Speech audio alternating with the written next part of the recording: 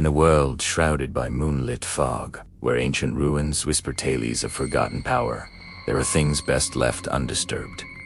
But desperation is a powerful motivator. This is the story of Kale, a lowborn scout, a man with nothing but the clothes on his back, and a past he'd rather forget. For Kale, survival meant taking risks. And the greatest risk of all lay within the crumbling walls of a dead temple.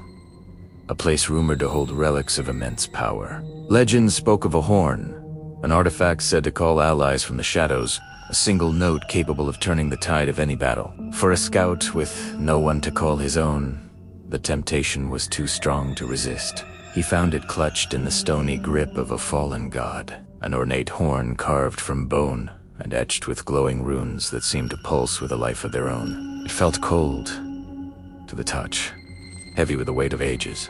Escaping the temple's collapsing corridors, Kale stood under the pale moon, the horn raised to his lips.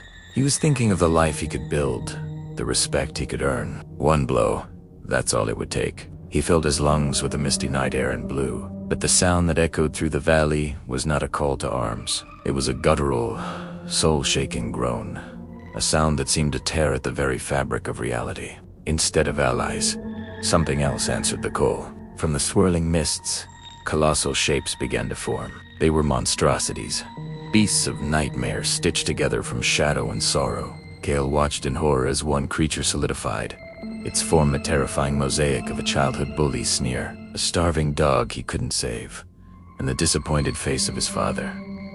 He stumbled back, realizing the horrifying truth. The horn didn't summon allies. It summoned echo beasts, physical manifestations of the blower's deepest regrets. Each beast was a living monument to a past failure, a painful memory given flesh and fang. The more you regretted, the more powerful they became, and they were hunting him. Every shadow held the promise of a new horror, a new beast born from a memory he had tried to bury. He couldn't outrun his own past. He blew the horn again, this time in sheer panic, hoping to reverse the effect. A foolish hope. Another beast emerged, larger than the last, formed from the fresh regret of ever touching the cursed relic. The creatures were relentless, their very existence a torment. He was trapped in a nightmare of his own making, pursued by the ghosts of his own choices. There was no escape, no place to hide from his own mind. Desperate and cornered, Kale sought answers in the forbidden lore he had once dismissed as folklore. He learned the horn's true name, Sorrow's Song. It was not a weapon of war, but a key to the domain of its true master. A forgotten monarch, known only as the Bone King. This ancient king, a being of immense power and sorrow, didn't rule over a kingdom of people, but a kingdom of regrets. His throne wasn't forged from gold or iron, but from the polished bones of every soul who had ever tried to use the horn to undo their past. They had all failed, the regrets consuming them and their remains becoming part of the king's grim seat of power. The path to the Bone King's throne room was not a physical journey, but a spiritual one. To find him, Kale had to face his echo beasts, not with a sword, but with acceptance. He had to confront each monstrous regret, not to fight it, but to understand it.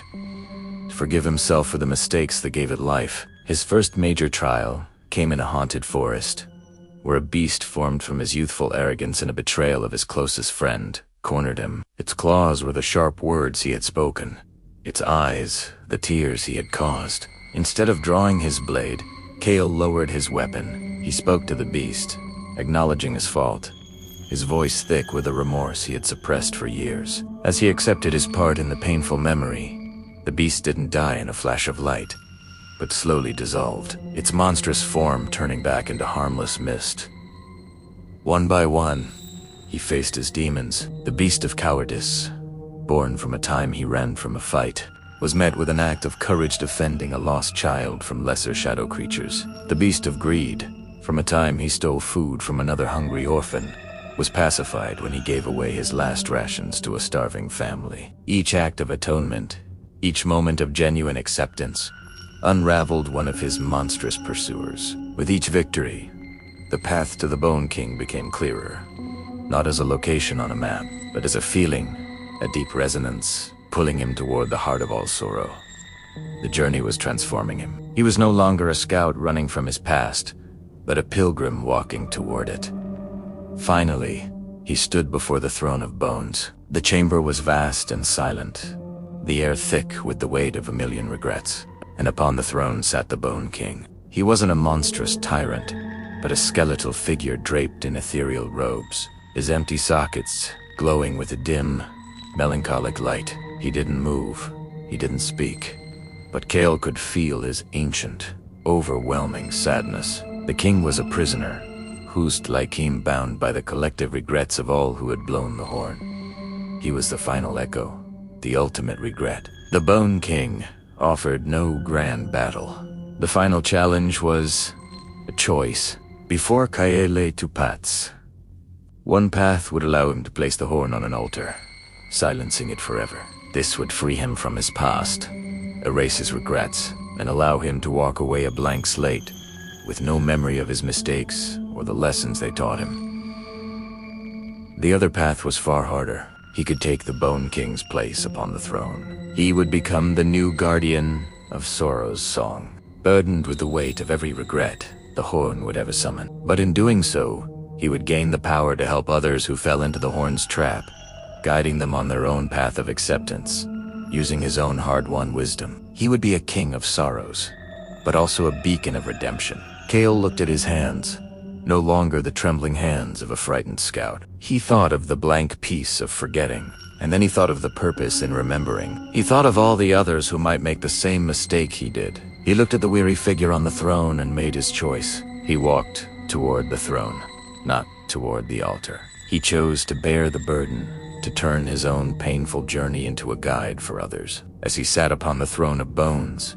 the old king dissolved into dust, finally free. Kale, the lowborn scout, was now the Bone King, ruler of a kingdom of regrets, an eternal guardian against the seductive, destructive power of wishing the past could be undone. And in this dark, lonely kingdom, he finally found his true purpose, not in forgetting his past, but in owning it.